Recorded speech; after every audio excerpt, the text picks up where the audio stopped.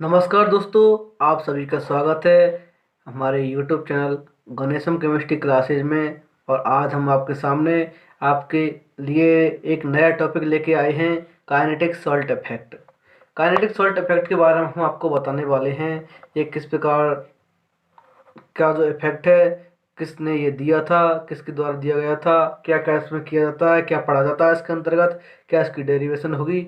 ये physical chemistry का ही एक टॉपिक है जो एमएससी प्रीवियस में अच्छे से पढ़ा जाता है। एमएससी प्रीवियस और एमएससी फाइनल दोनों में अच्छे से पढ़ा जाता है। इसको वो भी बोलते हैं, हिंदी में अगर आपको बता दें तो इसका नाम है गतिक लवण सॉल्ट या गतिक लवण इफेक्ट।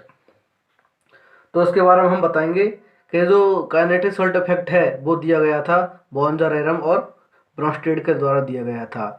इसका इसके अंदर पढ़ा जाता है वो है कि हम इसमें पढ़ते हैं आयनिक रिएक्शन होती है, उसकी रेट को निकालते हैं, उसकी डेरिवेशन देखते हैं किस प्रकार की डेरिवेशन होती है, उसके बारे में अध्ययन करते हैं। तो हम आपको बता दें, इसमें ट्रांजिशन स्टेट का निर्माण होता है, एक्टिवेटेड कॉम्प्लेक्स बनता है। ट्रांजिशन स्टेट होती है वो आप जानते ही होंगे। ट्रांजिशन स्टेट किसे कहते हैं, यानी कि ना तो पूरी तरीक़ा से बनी हुई ना पूरी तरीक़ा से अलग। यानी दो रिएक्टेंट लेते हैं तो वो रिएक्टेंट पूरी तरह से मिले हुए भी नहीं होते हैं, पूरी तरीक़ा से अलग अलग भी नहीं होती हैं। तो उनकी जो एनर्जी होती है वो ज़्यादा होती है किसकी तुलना में, रिएक्टेंट और प्रोडक्ट दोनों की तुलना में। ट्रांजिशन स्टेट की जो एनर्जी होती है वो हाई होती है, स्टेबल भी होता है। तो हम आपको अभी बताने वाले हैं काइनेटिक सॉल्ट इफेक्ट। तो दोस्तों, आपने हमारा चैनल सब्सक्राइब नहीं किया हो तो सब्सक्राइब जरूर करें और बेल आइकन को दबाना ना भूलें, ताकि हमारी जो नई वीडियो हैं वो आपके पास आती रहें और आप ऐसे ही अपने जो टॉपिक हैं उनको क्लियर करते रहें। तो इसकी सबसे पहले हम इसकी डेफिनेशन बताते हैं। वो डेफिनेशन है, this effect is given by Bronsted and Bjerrum. मतलब किसके द्वारा दिया गया था, ये ब्रोंस्टेड एंड बॉन्जारेरम के द्वारा दिया गया था ये इफेक्ट। अकॉर्डिंग टू दो साइंटिस्ट, उन साइंटिस्टों के आधार पर या अनुसार, दैट की द रेट ऑफ रिएक्शंस, यानी कि रेट ऑफ आयनिक रिएक्शंस या आयनिक जो रिएक्शंस होती है उसकी जो रेट होती है, इफ इज अकॉर्ड बाई, यदि वो होती है या इसके अनुसार होती है, बाई चार्ज का द्वारा या आयंस के द्वारा या आयनिक स्ट्रेंथ ऑफ द सॉल्यूशन की आयनिक स्ट्रेंथ के द्वारा होती है। सो दिस ओवरऑल फिनोमिना, तो इस ओवरऑल फिनोमिना में in which we study the effect of ionic strength, हम किसका अध्ययन करते हैं, आयनिक स्ट्रेंथ का अध्ययन करते हैं। On the rate of reaction, किस पर, रिएक्शन की रेट पर। Is called kinetic salt effect, इसे ही काइनेटिक सॉल्ट इफेक्ट कहा जाता है, यानी कि काइनेटिक सॉल्ट इफेक्ट या फिर गतिक लवण इफेक्ट कहा जाता है। तो ये तो आपकी हो गई इसकी जो डेफिनेशन वगैरह हो गई। अब इसके बारे में और कुछ बताते हैं, वो है according to kinetic salt effect, यानी कि काइनेटिक सॉल्ट इफेक्ट के आधार पर और ब्रोस्टेड के आधार पर आयनिक या अनुसार ionic reaction is placed, ionic reaction होती है वो संपन्न होती है by the formation of transition state, transition state के फॉर्मेशन के द्वारा, मतलब ट्रांजिशन स्टेट का निर्माण होता है। और इन एक्टिवेटेड कम्प्लेक्स, एक एक्टिवेटेड कम्प्लेक्स में ट्रांजिशन स्टेट का निर्माण होता है। In which the equilibrium in which the mechanism the equilibrium, मतलब इस मैकेनिज्म में इक्विलिब्रियम होता है विद रिएक्टेंट आयन, यानी जो क्या होता है, इक्विलिब्रियम रिएक्टेंट आयन के साथ में रिएक्शन करता है या मैकेनिज्म बनाता है by the decomposition of transition state. मतलब क्या है, ट्रांजिशन स्टेट की डिकम्पोजिशन, मतलब दो भागों में टूट जाती है, तो ट्रांजिशन स्टेट का डिकम्पोजिशन के द्वारा। और activated complex product is called, मतलब क्या है, जो एक्टिवेटेड कॉम्प्लेक्स का निर्माण होता है। और इसे क्या कहा जाता है, काइनेटिक सॉल्ट इफेक्ट कहा जाता है। अब काइनेटिक सॉल्ट इफेक्ट के लिए हम इसकी जो रिएक्शंस लिखते हैं, पहले तो रिएक्शन क्या होती है उसको बताएंगे हम। तो रिएक्शन देखने के लिए देखो, यहाँ पर हम राइट करते हैं, ये रिएक्शंस होती है, दो प्रोडक्ट लेते हैं, वो लेते हैं रिएक्टेंट, सॉरी, ये रिवर्सिबल रिएक्शंस पाई जाती है। यहाँ पर K1 और K2 क्या ले लेते हैं, रेट कांस्टेंट ले लेते हैं। तो और यहाँ पर ये क्या लेते हैं, जो हमारा प्रोडक्ट बनता है वो क्या बनेगा, ये बनेगा ए बी। इसको हम सामान्यता के जिसकी कंसंट्रेशन दर्शाने के लिए इसको ब्रैकेट में बंद कर देते हैं और यहाँ पर क्या दर्शाते हैं, एच का चिन्ह लगा देते हैं ताकि इसको बताया जा सके। फिर हमारा जो तीसरा स्टेप है वो बनेगा K3, और K3 के बाद हमारा क्या बन जाएगा, प्रोडक्ट बन जाएगा। इस प्रकार से हमारी रिएक्शन चलती है। अभी हमें इस रिएक्शन में बता दें कि ए की जो कंसंट्रेशन है उसको हम जेड ए के द्वारा दर्शाते हैं, बी की जो कंसंट्रेशन है उसको हम जेड बी के द्वारा दर्शा सकते हैं, और जो हमारा प्रोडक्ट बना ए बी, इसकी जो कंसंट्रेशन है उसको जेड ए बी के द्वारा दर्शा सकते हैं। इतना कर लिया। इतना करने के बाद में अब हम क्या करते हैं, कैलकुलेट द रेट। अब हम क्या करते हैं, इसकी रेट को कैलकुलेट करते हैं। तो दोस्तों हमने आपको पहले भी वीडियो में बता चुके हैं कि जो रेट होती है उसको कैलकुलेट करते हैं, वो किस प्रकार से करते हैं, जहाँ से हमारा जो मेन उत्पाद बन रहा हो या मेन प्रोडक्ट बन रहा हो वहाँ से हम रेट को कैलकुलेट करते हैं। तो दोस्तों देखो यहाँ से तो ये ए और बी दोनों हैं, इन्होंने मिलकर प्रोडक्ट ए बी बनाया, लेकिन ए बी के बाद जब तीसरा स्टेप आया तब हमारा प्रोडक्ट बना। तो हमारा जो रेट होती है वो किस पर निर्भर करती है, इस ट्रांजिशन स्टेट पर निर्भर करती है। यानी ए बी ये है हमारी ट्रांजिशन स्टेट भी है और एक्टिवेटेड कॉम्प्लेक्स भी है, इस पर निर्भर करती है। तो यहाँ पर निर्भर करेगी। तो हम बता चुके हैं कि जो रिएक्टेंट के लिए होते हैं वो क्या लेते हैं, माइनस, और प्रोडक्ट के लिए प्लस का चिन्ह साई कम में लेते हैं। तो अभी हम इसकी रेट लिखेंगे, क्या आएगी रेट। रेट होती है वो डायरेक्टली प्रोपोर्शनल टू किसकी होती है, प्रोडक्ट की सांद्रता के। ये हो गया, ये हमारी क्या हो गई, रेट हो गई। अब रेट को हम इस समानुपाती के जो साई है या जो चिन्ह है उसको हटाएंगे तो हमारा रेट कांस्टेंट आ जाएगा। रेट कांस्टेंट क्या था हमारा, रेट बराबर K3। चूँकि इस प्रोडक्ट के लिए जो रेट कांस्टेंट है वो क्या है, ये K3, तो हमारा K3 ले लेते हैं। तो K3 और AB है, इसको रख देते हैं। अभी क्या करते हैं कि जिसकी कंसल्टेशन भी साथ में दर्शानी होती है तो कंसल्टेशन को भी हम साथ में दर्शाएंगे। तो इस प्रकार लिख सकते हैं हम, रेट बराबर K3 कोष्टक में CAB, और ये हैज। अब ये समीकरण हो गया हमारा फर्स्ट समीकरण हो गया। अब हम फर्स्ट समीकरण के बाद में एक फॉर्मूला आता है, वो फॉर्मूला है कि जो प्रोडक्ट रेट बराबर प्रोडक्ट होता है वो उसमें भाग लगते हैं रिएक्टेंट का, मतलब रेट बराबर प्रोडक्ट अपॉन रिएक्टेंट। तो प्रोडक्ट अपॉन रिएक्टेंट होता है, देखो क्या फॉर्मूला है,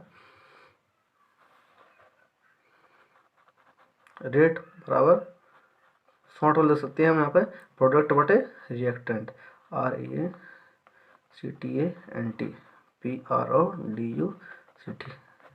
ये हमारा फॉर्मूला है, चूँकि ये हमारा फॉर्मूला है वो ही काम आने वाला है। तो ये क्या है, हमारा जो फॉर्मूला है वो है रेट निकालने का प्रोडक्ट बटे रिएक्टेंट। अब यहाँ पर जो रेट है वो क्या है, ये हैज, के हैज के द्वारा दर्शाई जाती है, ये रेट हो गई। अब हम आपके सामने आगे हम जो प्रोसेस है वो बताते जा रहे हैं कि ये जो हमारा प्रोडक्ट रिएक्टेंट वाला वो आया है फॉर्मूला, इस फॉर्मूला पर ही हम इसकी जो कंसल्टेशन वाली है रिएक्टेंट प्रोडक्ट को रखते हैं और आगे की प्रोसेस करते हैं। तो दोस्तों जो रेट है उसको हम इस प्रकार से रखेंगे, देखो यहाँ पर जो ये है रेट के है, हमने जो रेट कांस्टेंट लगाया था वो, और यहाँ पर प्रोडक्ट क्या था हमारा ए बी था, और ए बी की जो कंसंट्रेशन को हम ए से दर्शाते हैं तो यहाँ पर साथ में लगा देंगे, ये लगा देंगे ए कोष्टक में ए बी।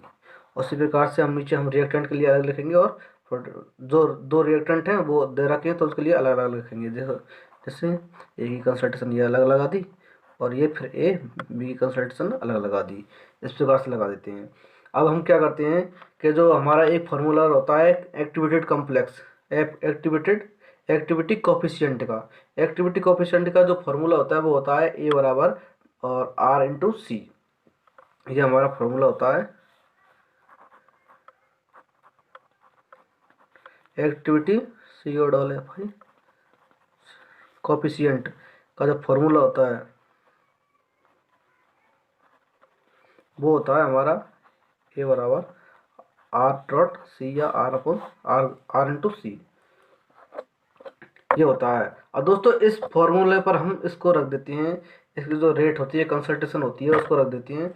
तो इस प्रकार रखेंगे, देखो ये के हैज रिएक्ट वो आ गया रेट कांस्टेंट बराबर। अब यहाँ पर चूँकि क्या है, एक बार तो हम आर के साथ ले लेते हैं, एक बार हम सी के साथ ले लेते हैं। तो आर के साथ लेंगे एक बार, तो एक बार क्या हो गया ए बी, फिर डॉट का चिन्ह लगाया, फिर सी के साथ में ले लिया, फिर सी ए बी। इस प्रकार नीचे कर लेते हैं। तो नीचे क्या होगा, एक बार तो R A dot C A, एक बार R B dot C B, दोनों की रिएक्टेंट की कंसंट्रेशन अलग बता दी और रेट भी अलग बता दी दोनों की। इस प्रकार से हम कर लेते हैं। तो अब यहाँ पर देखो, हमें जो ये सी ए बी है इसको हम इधर ले जाएंगे और के को इधर ले जाएंगे, तो क्या बनेगा हमारा, ये बनने वाला है सी ए बी बराबर के rate constant as R A C B और आर बी, ये आ गया और बटे में हमारा क्या पहुंच गया, आर ए बी। ये हो गया हमारा समीकरण नंबर सेकंड। अब समीकरण नंबर सेकंड हो गया। अब क्या करते हैं, इस समीकरण नंबर को क्या करते हैं हम, हमारा जो पहला समीकरण आया था उसमें पुट कर देते हैं। तो उसमें पुट करेंगे तो क्या आएगा, देखो,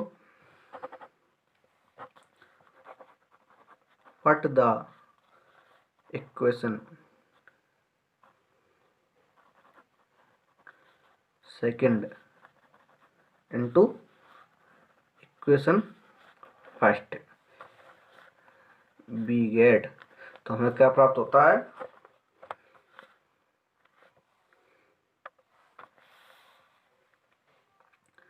हमें जो प्राप्त होने वाला है वो क्या होगा कि जो रेट थी हमारी, रेट का फॉर्मूला था K3 और CAB का होल हैज वो था, और इसमें रखेंगे तो क्या आएगा, K3 CAB है, ये हमारा था पहला फॉर्मूला। अब इसमें हम क्या करते हैं, ये पहला फॉर्मूला था, इसमें रख देंगे हम किसको, जो हमारा सेकंड समीकरण आया था उसको रख देंगे। उसको रखेंगे तो क्या आएगा, ये रेट बराबर K3 है जो है, और CAB स्टार का या हैच का जो समीकरण है वो हमें ये रखना है पूरा मान, ये मान रखेंगे। तो इसमें रखेंगे क्या आएगा, K has dot RACACB RB upon RAB, ये रख दिया। अब ये रखते हैं तो आप देखते हैं हम क्या करते हैं कि दोस्तों ये होता है ना, ये K3 और K हैज ये होता है, चूँकि इसको हम लिख सकते हैं K3 K हैज, इसको लिख सकते हैं हम K0 यानी K नोट से दर्शा सकते हैं हम, इसको हम K नोट से दर्शाएंगे।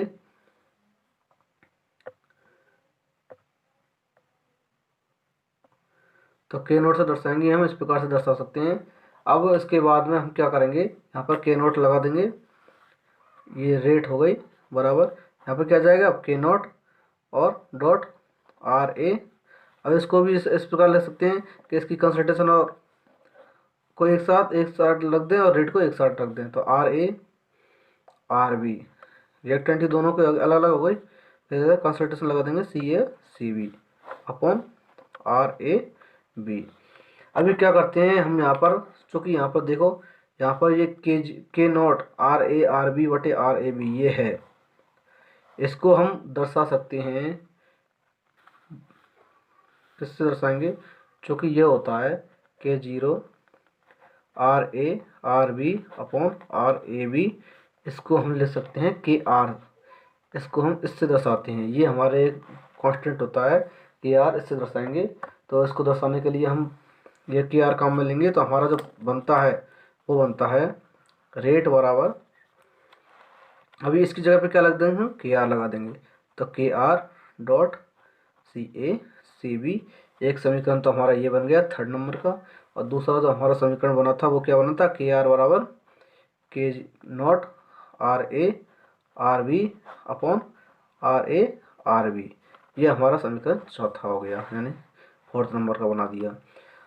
आइए जो समीकरण बने इसके बाद में हम अगला जो प्रोसेस है वो बताएंगे। प्रोसेस बताने वाले हैं क्या होगा, यहाँ पर हम अब क्या लेते हैं, हम यहाँ पर लेते हैं लॉग समीकरण, जो हमारा ये है ना चौथा फोर्थ नंबर, उसका हम क्या लेते हैं, लॉग लेते हैं, दोनों साइड लॉग लेंगे। तो क्या बनता है देखते हैं, देखो लॉग लेंगे तो क्या करते हैं, पहले तो दो बगल लॉग लेंगे, ऑन बोथ साइड लॉग लेने पर, ऑन बोथ साइड लॉग। अब लॉग लेंगे, यानी यहाँ पर लिख देते हैं log, on both side log. अब यहाँ पर लॉग लेंगे दोनों साइड, तो आपको बता दें लॉग के आर आ जाएगा बराबर, जो हमारा के जीरो था वो हो गया लॉग के जीरो यानी K naught plus log reactant R A था plus log reactant R B था, और जो बटे की संख्या है वो माइनस में चल जाएगी, तो लॉग आर ए बी। समीकरण हो गया हमारा 5वां। यहाँ पर ये समीकरण हो गया 5वां। अब क्या करते हैं, इतना तो हो गया, इसके बाद में हमारा एक समीकरण काम में लेते हैं। इसको हम सॉल्व करने के लिए वो होता है डिवाई हैकल का एक फॉर्मूला होता है, डिवाई हैकल रूल या डिवाई हैकल इक्वेशन होती है, उसको हम काम में लेंगे तो हमारी जो आगे की प्रोसेस है वो संपन्न हो जाएगी। तो हम लेते हैं यूज ऑफ दिस इक्वेशन, यानी कि जो इक्वेशन होती है वो सॉल्व होती है। Equation, this equation is solved bye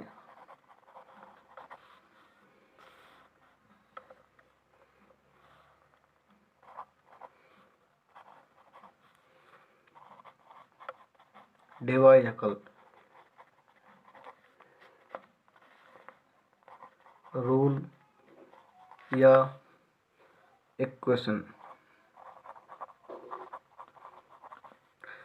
तो यहाँ पर हम डिवाई हैकल इक्वेशन लगाते हैं, वो है डिवाई हैकल जो इक्वेशन है हमारी वो है लॉग आर बराबर -0.509 कोष्टक में जेड प्लस जेड माइनस का होल स्क्वायर डॉट रूट में म्यू। ये हमारी क्या होती है, ये होती है हमारी डिवाई हैकल इक्वेशन। ये डिवाई हैकल इक्वेशन है। अब इसके ऊपर हम रखने वाले हैं इस समीकरण को, तो किस प्रकार से रखते हैं, देखो अभी तो इस समीकरण के आधार पर देखते हैं कि आर मतलब जो रिएक्टेंट है उसके लिए अलग निकालते हैं, प्रोडक्ट के लिए अलग निकाल लेते हैं। देखो यहाँ पर क्या करते हैं, लॉग आर ए के लिए निकालते हैं पहले, तो वही लगाते हैं 0.509 कोष्टक में। अब चूंकि यहाँ पर जेड प्लस जेड माइनस बताया गया है, तो यहाँ पर आयनों के रूप में बताया गया है, तो आयन हमारा है ए के लिए, तो क्या हो गया जेड ए का होल स्क्वायर रूट म्यू। उसी प्रकार लॉग आर बी का निकालेंगे, तो -0.509 Z B square root mu. उसी प्रकार हमारा जो तीसरा है वो है लॉग आर ए बी बराबर -0.509 जेड। अब ये बताने वाले हैं इस प्रकार से निकलेगा Z A plus Z B का होल स्क्वायर डॉट म्यू। ये हो गए हमारे जो आर आर बी और आर ए बी का मान हो गया। अब इस मान को हम क्या करते हैं, हमारी जो इक्वेशन थी 5 उसमें रख देते हैं। उसमें रखेंगे तो हमारी जो आगे की जो प्रोसेस है वो शुरू हो जाएगी। अब क्या करते हैं, देखो हम करते हैं यहाँ पर, क्योंकि ये लॉग ले लेते हैं, लॉग तो हमारा था ही के आर बराबर, आप क्या करते हैं इस फॉर्मूले में रखते हैं लॉग के जीरो का मान रखते हैं हम पहले तो लॉग के जीरो, तो लॉग के जीरो है ही, इसके साथ में तो इसका तो कोई मान है ही नहीं, लेकिन इसके साथ में अब क्या है सभी माइनस के चिन्ह हैं, तो माइनस लॉग आर ए का मान रखेंगे, क्या आएगा 0.509 Z A square dot mu. इस प्रकार दूसरा लगा देते हैं माइनस ये आर बी का 0.509 जेड बी स्क्वायर म्यू।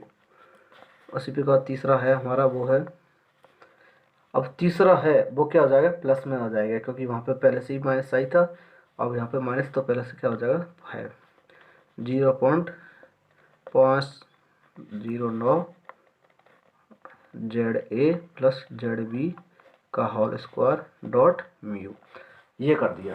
अब हम क्या करते हैं दोस्तों, देखो क्योंकि ये जो है Z A plus Z B का होल स्क्वायर, तो हम इसको किससे खोलेंगे, यहाँ पर ए प्लस बी का होल स्क्वायर होता है उससे खोलेंगे, तो क्या आएगा हमारा, ये आएगा A square plus B square प्लस 2ab, ये आता है। तो इसको थोड़ा सा खोलेंगे हम, तो बताने वाले हैं, देखो log के आर,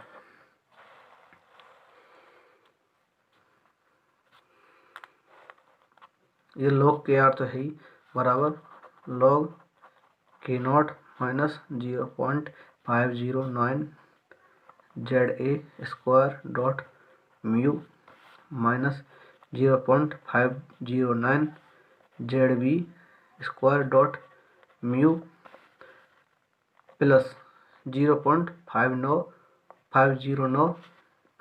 अब इसको हम क्या लगा देते हैं, देखो क्या होता है, एक बार तो क्या लगा देते हैं, जेड ए स्क्वायर, इसको खोल देते हैं, देखो इस प्रकार खोलते हैं हम, यहाँ पर कोष्टक लगा देते हैं, Z A square plus Z B square plus 2 ZA ZB और म्यू हमारा यही, इस प्रकार से खोल देते हैं। अब ये खोटा, तो इसको हम क्या करते हैं, देखो पूरे से मल्टीप्लाई कर देते हैं 0.509 को, तो देखो क्या होता है, log के आर बराबर log K naught minus 0.509 Z A square dot mu minus 0.509 Z B square dot mu plus 0.509। अब इसके साथ में लेते हैं हम, क्या होता है कि एक बार तो ले लेते हैं Z A square plus 0.509 Z B square plus, अब इसको गुना करेंगे तो क्या आएगा 1.018, क्या आया जेड ए जेड बी और म्यू, ये आ गया। अभी इसको हम क्या करते हैं, जो कि आपको अब पता मतलब आपको सामने दिख रहा होगा कि इसके जो साई हैं वो चेंज है थोड़ा, क्योंकि -0.509 Z A square root mu, तो यहाँ पर और दिख रहा होगा 0.509 जेड ए स्क्वायर, ही आ गया, म्यू है ये, तो ये इधर से ये कैंसिल हो गया, प्लस माइनस कैंसिल हो गए। उसी प्रकार इसको देखते हैं, -0.509 Z B square root mu, यहाँ भी यही है, तो ये वाला भी कैंसिल हो गया। हमारा जो बचने वाला है, जो वो क्या बचा हमारा,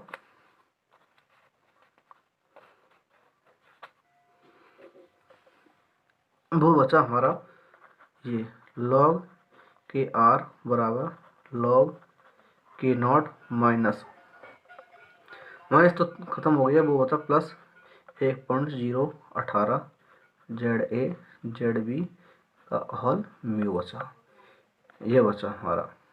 तो ये हमारा क्या हो गया, समीकरण नंबर 6, ये 6 हो गया समीकरण नंबर।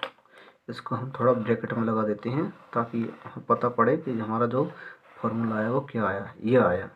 तो इस पर हम लगाते हैं, हमारा जो इक्वेशन कॉमन करते हैं, y बराबर mx प्लस सी, ये हमारा समीकरण का फॉर्मूला लगा देते हैं हम। इससे हम ग्राफ प्लॉट करेंगे, तो ग्राफ प्लॉट करेंगे तो हमारा जो ग्राफ है वो किस प्रकार से आएगा, देखो उसके लिए हम बताने वाले हैं।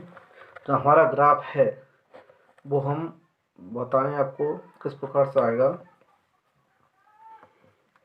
हमारा जो ग्राफ होगा वो इस प्रकार से आएगा, ये हमने लाइन खींच दी और ये इधर की साइड खींच दिया, ये तो हो गया किसके बीच में हुआ, ये तो आया म्यू, और ये हो गया हमारा log के आर। इन दोनों के बीच में हमने ग्राफ प्लॉट किया, तो हमारा जो ग्राफ आया वो कहाँ से कहाँ आया, हमारा जो ग्राफ आया वो यहाँ से आया, यहाँ से ऊपर की साइड स्ट्रेट लाइन में चला गया। अब चूँकि हमारा जो स्लोप है वो आया, हमारा स्लोप था वो यहाँ पर आया 1.018 जेड ए जेड बी, ये हमारा स्लोप आया। हमारा जो इंटरसेप्ट आया था वो इंटरसेप्ट यहाँ से यहाँ तक का जो इंटरसेप्ट था वो है हमारा log K0, ये हमारा क्या हो गया, इंटरसेप्ट हो गया, इंटरसेप्ट, और ये हो गया हमारा स्लोप यानी ढाल। तो दोस्तों ये जो हमारा क्या हो गया, हमने जो ग्राफ प्लॉट किया था वो हो गया। अभी हम इसका जो दूसरा ग्राफ प्लॉट करते हैं, यानी कि जो किस प्रकार से बंद करते हैं, देखो चूंकि जो फॉर्मूला था उसको इस प्रकार लगा सकते हैं कि log